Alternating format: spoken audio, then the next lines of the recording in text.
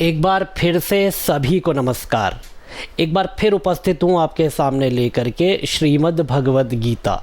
इससे पहले श्रीमद् भगवद गीता प्रथम अध्याय के 24 श्लोकों तक हमने वाचन किया है, अर्थ को समझने का प्रयास किया है। आइए आज 25वां श्लोक क्रमशः प्रारंभ करते हैं।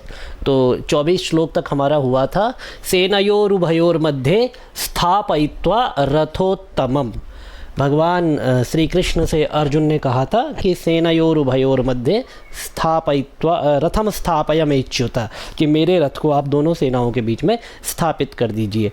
उसके बाद भगवान श्री कृष्ण ने दोनों सेनाओं के मध्य में अर्जुन के रथ को स्थापित कर दिया और आगे का जो प्रसंग है वो अब आगे चलेगा। तो आइए प्रारंभ करते हैं। एक बार स्क्रीन पर इसको चेक कर ले, ये ठीक है? थोड़ा सा और छोटा कर सकते हैं, ठीक है, परफेक्ट। ज़्यादा छोटा हो गया, ठीक है? अब ठीक है। चलिए, तो अगला श्लोक है 25वां श्लोक। भीष्मद्रोण प्रमुखतः सर्वेषां च महीक्षिताम् उवाच पार्थ पश्यैतान् समवेतान् कुरूनिति।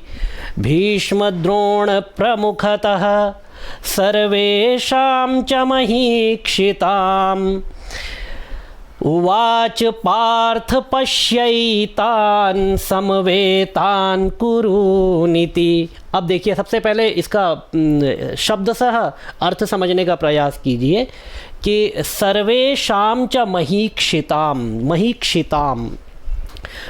जितने भी वहाँ पर क्षत्रिय थे, मही अर्थात पृथ्वी, तो जितने भी वहाँ पर पृथ्वी पालक थे, राजा थे, उसमें से जो प्रमुख भीष्म द्रोण प्रमुखतः, जो भीष्म और द्रोण जहाँ से प्रमुख रूप से दिखाई दें, ऐसी जगह पर आकर के भगवान श्री कृष्ण ने अर्जुन के रथ को दोनों सेनाओं के बीच में ला करके खड़ा कर दिया।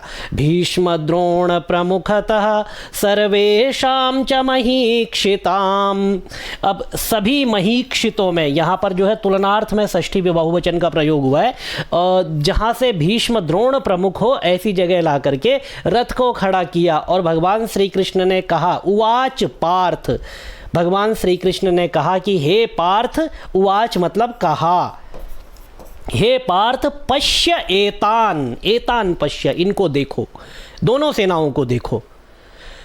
समवेतान कुरूनिति, यहाँ पर जो युद्ध की इच्छा से इकट्ठा हुए हैं ऐसे कुरु योद्धाओं को देखो। क्योंकि जब श्रीमद् भगवद गीता प्रारंभ होती है तो धर्म क्षेत्रे कुरुक्षेत्रे समवेता युयुत्सवः, युयुत्सवः शब्द के द्वारा महाराज धृतराष्ट्र के द्वारा वहाँ पर संबोधन किया गया, जितने भी युद्ध में युद्ध करने की इच्छा से इकट्ठा हुए थे उन सभी सैनिकों के लिए। तो समवेतान कुरूनिति, यहाँ पर युद्ध की इच्छा से इकट्ठा हुए इन कुरुओं को देखो।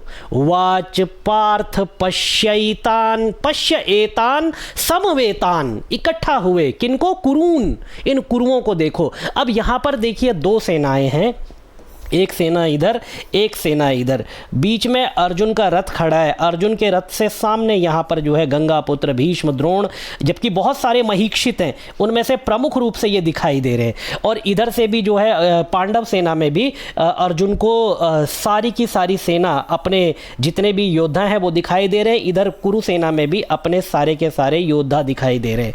तो उवाच पार्थ पश्यैतान समवेतान कुरूनिति, यहाँ पर कहता है कि सेनयोरुभयोर मध्य, दोनों सेनाओं के मध्य में मेरे रथ को जाकर के आप स्थापित कर दीजिए। सेनयोरुभयोर मध्य रथम स्थापय मेच्युता, दोनों सेनाओं के बीच में जाकर के रथ को मेरा स्थापित कर दीजिए। तो अर्जुन दोनों सेनाओं को देखना चाहता है। अब अर्जुन दोनों सेनाओं को देखना चाहता है, लेकिन यहां पर शब्द का प्रयोग किया गया है कुरून पश्य, इन कुरु सेना को आप देखो। तो क्या अर्जुन अब केवल कौरवों की सेना को देखेगा? क्योंकि भगवान श्री कृष्ण कहते हैं उवाच पार्थ पश्यैतान, हे पार्थ एतान कुरून पश्य, इन कुरुओं को देखो। तो क्या केवल जो कौरवों की सेना है भगवान श्री कृष्ण उसको देखने का निर्देश देते हैं या दोनों सेनाओं को? क्योंकि कुरून पद कौरव के लिए आया है, और यदि दोनों सेनाओं को देखना हो तो कुरून शब्द का प्रयोग क्यों किया गया? आइए इसको समझते हैं एक बार। देखिए, कुरून ये है कुरुवंश के योद्धाओं के लिए, महाराज कुरु के वंश में जो उत्पन्न हुए हो उन योद्धाओं के लिए। अब यहाँ पर कुरुवंश में उत्पन्न हुए महाराज धृतराष्ट्र और महाराज पांडु, ठीक है। तो महाराज पांडु भी कुरुवंश में उत्पन्न हुए और महाराज धृतराष्ट्र भी कुरुवंश में उत्पन्न हुए और सम्राट पांडु भी कुरुवंश में उत्पन्न हुए। तो कुरुवंश में उत्पन्न होने के कारण धृतराष्ट्र और पांडु दोनों ही कुरु या कौरव हो गए, और इनके जो आगे पुत्र होंगे वह भी कुरुवंशी या फिर कौरव कहलाएंगे। अब यहाँ पर युद्ध की दृष्टि से यहाँ पर जो हस्तिनापुर की सेना थी उसको कुरु सेना कहा गया है, और जो इंद्रप्रस्थ की सेना थी उनको पांडव सेना कहा गया है, क्योंकि वहाँ पर प्रधान 5 पांडव थे। यद्यपि यदि देखा जाए तो समष्टि दृष्टि से दोनों ही कुरुवंशी हैं। तो ये जो कुरु शब्द है, ये कुरु शब्द यहाँ पर कौरवों के लिए भी आया है और पांडवों के लिए भी आया है। तो दोनों को यहाँ पर कुरु शब्द से कहा गया है। तो समवेतान कुरूनीति, ये जो युद्ध के लिए इकट्ठा हुए कुरुवंशी हैं इनको देखो, अर्थात अपनी सेना को भी देखो और जो विपक्षी सेना है, जो हस्तिनापुर की सेना है, यद्यपि हस्तिनापुर की सेना वहाँ पर प्रधान रूप से वहाँ पर नेतृत्व कर रही थी, सेनाएं तो बहुत सारी इकट्ठी की गई थी, तो उसको हम हस्तिनापुर की सेना या कुरु सेना कहेंगे। तो अपनी सेना को भी देखो, और ये जो हस्तिनापुर की सेना है, जो दुर्योधन की सेना है, जो लोग दुर्योधन के ध्वज तले युद्ध करने के लिए आए हैं, उस सेना को भी देखो। तो समवेतान कुरून, ये युद्ध के लिए इकट्ठा हुए एतान कुरून, ये जितने भी योद्धा यहां पर है कुरुवंशी हैं, चाहे पांडव सेना में हो चाहे कौरव सेना में हो, इन दोनों को पश्य एतान, एतान पश्य, इनको आप देखो। इस तरह से भगवान श्री कृष्ण कहते हैं कि दोनों सेनाओं को देखिए, और अपने रथ को इस तरह से बीच में लेकर के भगवान श्री कृष्ण जाते हैं कि जो सामने है गंगापुत्र भीष्म दिखाई दे रहे हैं और आचार्य द्रोण दिखाई दे रहे हैं, क्योंकि दोनों से अर्जुन का बड़ा स्नेह था। भीष्म द्रोण प्रमुखतः, क्योंकि भगवान श्री कृष्ण कहते हैं जब तक इसको अपने अत्यंत प्रिय जन नहीं दिखाई देंगे तब तक इसके मन में विषाद उत्पन्न नहीं होगा, दुख उत्पन्न नहीं होगा, मोह उत्पन्न नहीं होगा, और जब तक यह मोह उत्पन्न नहीं होगा तब तक इसके मन में जिज्ञासा नहीं आएगी, और जब तक इसके मन में जिज्ञासा नहीं आएगी तब तक यह मुझसे प्रश्न नहीं करेगा, और जब तक यह प्रश्न नहीं करेगा तब तक मैं इसको गीता शास्त्र का उपदेश नहीं दे सकता। इसीलिए भगवान श्री कृष्ण ऐसी जगह रथ को लेकर के जाते हैं कि स्वभावतः अर्जुन के मन में राग, मोह और ये जो प्रेम जो है उत्पन्न हो जाता है और जिज्ञासा उत्पन्न होती है। यद्यपि जिज्ञासा बहुत बाद में उत्पन्न होती है, जब द्वितीय अध्याय में भगवान श्री कृष्ण कहते हैं जब अर्जुन कहता है शिष्यस्ते हम शाधिमाम त्वाम प्रपन्नम, तो जिज्ञासा वहाँ पर आती है, लेकिन फिर भी ये जो मोह, ये जो राग, ये जो विषाद मन में उत्पन्न होता है, ये श्रीमद् भगवद गीता का कारण बनता है। आइए आगे इसको और समझने का प्रयास करते हैं।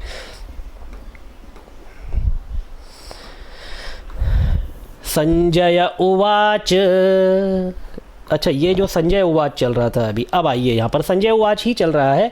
तत्रापश्यत् स्थितान् पार्थः पितॄनथ पितामहान् आचार्यान् मातुलान् भ्रातॄन् पुत्रान् पौत्रान् सखींस्तथा स्वशुरान् सुहृदश्चैव सेनयोरुभयोरपि। श्वशुरान् सुहृदश्चैव सेनयोः उभयोरपि, उभयो सेनयोः अपि, दोनों ही सेनाओं में अर्जुन ने देखा, क्योंकि भगवान श्री कृष्ण कहते हैं पश्यैतान कुरून इति, इन कुरुओं को देखो। अब कुरु कहने का तात्पर्य, जैसे कि पिछले श्लोक की व्याख्या में हमने देखा कि दोनों सेनाओं को देखो, क्योंकि कुरुवंशी दोनों तरफ है। तो अब जब वो कुरुवंशियों को देखता है, कहाँ पर देखता है? सेनयोः उभयोः अपि, दोनों ही सेनाओं में देखता है। सेनयोः षष्ठी द्विवचन, उभयोः सप्तमी द्विवचन, सप्तमी द्विवचन, तो दोनों ही सेनाओं में अधिकरण में पर यहाँ पर आधारोधिकरणम सूत्र के द्वारा सप्तमी विभक्ति का प्रयोग किया गया है। ठीक है, तो सप्तमी कारक होने के कारण दोनों ही सेनाओं में अर्जुन देखता है। अब दोनों ही सेनाओं में अर्जुन क्या देखता है?